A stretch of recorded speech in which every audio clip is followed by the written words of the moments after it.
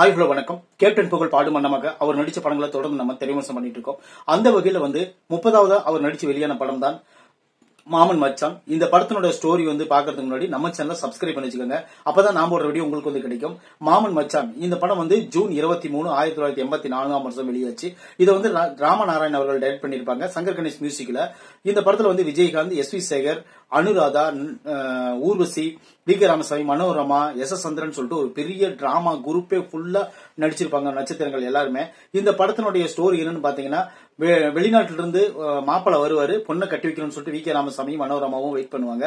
அவங்க பொண்ணு ஊர்வசி. வெளிநாட்டிலிருந்து மாப்பிள்ள டாக்டரா வருவாருன்னு எதிர்பார்ப்பாங்க. டாக்டர் யாருன்னு பாத்தீங்கன்னா எஸ்.வி. சேகர்.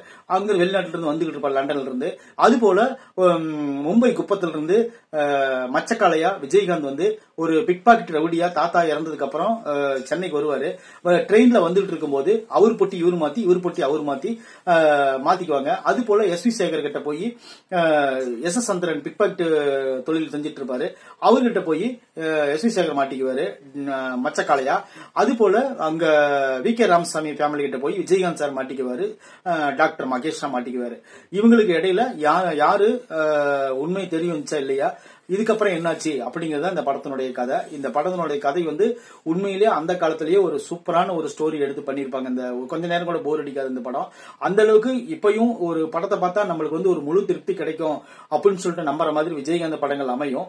அது போலதான் இந்த படமும் அமைஞ்சிருக்கு. ராமநாராயண் அவ்வளவு ஒரு திரைக்கதையை நகர்த்திருப்பாரு.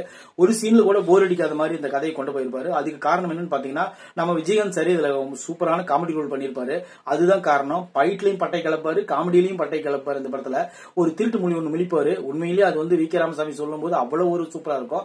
அது போலதான் எஸ்.வி. சேகர் எஸ்.எஸ். சந்திரன் மாட்டிக்கிட்டு அவர் ஒரு பிக் பாக்கெட் தொழில் பண்ணக்கூடிய ஆளு. அவர்கிட்ட மாட்டிட்டு அவர் என்ன பண்ணுவாருன்னா பிக் பாக்கெட் தொழில் கத்து கொடுப்பாரு. அனுராதா அவங்களுக்கு மனைவியா வருவாங்க, லவரா வருவாங்க. அதுக்கப்புறம் அவங்க லவ் பண்ணி அந்த குடும்பத்திலிருந்து வெளியே வர முடியாத இருப்பாரு.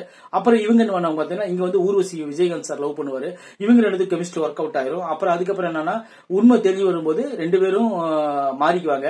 மாறும்போது அப்புறம் கிளைமேக்ஸ் கதை என்னன்னு தெரியும். அதுக்கு இடையில ராதாரவி சார் இந்த படத்தில் நடிச்சிருப்பாங்க. ராதாரவிக்கு என்ன கேரக்டர்னு கேட்டீங்கன்னா, அவர் இந்த வி.கே. ராமசாமியோடைய மாப்பிள்ள, அதாவது மனோரமா அவங்களுடைய தம்பி.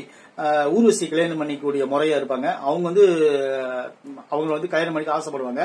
ஆனா அவங்க விஜயகாந்த் சார லவ் பண்றதுனால இவருக்கும் அவருக்கும் முட்டிக்கும். அப்புறம் அவருக்கு ஒரு பாஸ் இருப்பாங்க. அது யாருன்னு ஒரு பெரிய ட்விஸ்ட் இருக்குது. அதை நீங்க பாத்தீங்கன்னாவே வேற லெவல் இருக்கும். அது அந்த பாஸ் யாரு நீங்க கண்டுபிடிக்கிறதுக்கோசரமே இந்த படத்தை நீங்க பாக்கலாம். அந்த மாதிரி இருக்கும். அப்புறம் என்ன, இந்த படத்துல பாட்டு எல்லாம் ஓரளவுக்கு கேட்கும்படியா நல்லாவே இருக்கும். இந்த படத்துல கிளைமேக்ஸ் உண்மையிலேயே சூப்பரா ஒரு பெரிய ஃபைட்டோட, நல்ல ஒரு குரூப்பான ஃபைட்டோட எடுத்திருப்பாங்க இந்த படத்துல. மாமன் மச்சான் படம் உண்மையிலேயே இந்த படம் ஒரு என்டர்டெய்னான படம். இந்த படத்தை நீங்க பாத்தீங்கன்னா கண்டிப்பா என்ஜாய் பண்ணுவீங்க. விஜயகாந்த் சாருடைய நினைவுகள் நம்மளுக்கு அப்பப்போ போகும். ஏன்னா அவர் அந்த அளவுக்கு நல்லது பண்ணிருக்காரு. அதனால விஜயகாந்த் சார் படங்கள் மட்டும் நம்ம எடுத்து பண்றோம். நீங்க பார்த்து என்ஜாய் பண்ணுங்க. இந்த படத்தையும் நீங்க பாருங்க. அடுத்ததா 31வது வெளியான வீட்டுக்கு ஒரு கண்ணகி அப்படிங்கிற படத்தை நாளைக்கு நம்ம விமர்சனம் பண்ணுவோம். இந்த ரிவ்யூ பிடிச்சிருச்சுன்னா கண்டிப்பா நம்ம சேனல் நீங்க சப்ஸ்கிரைப் பண்ணி வச்சுக்கோங்க. நம்ம வீடியோக்கு லைக் பண்ணுங்க, கமெண்ட் பண்ணுங்க, ஷேர் பண்ணுங்க.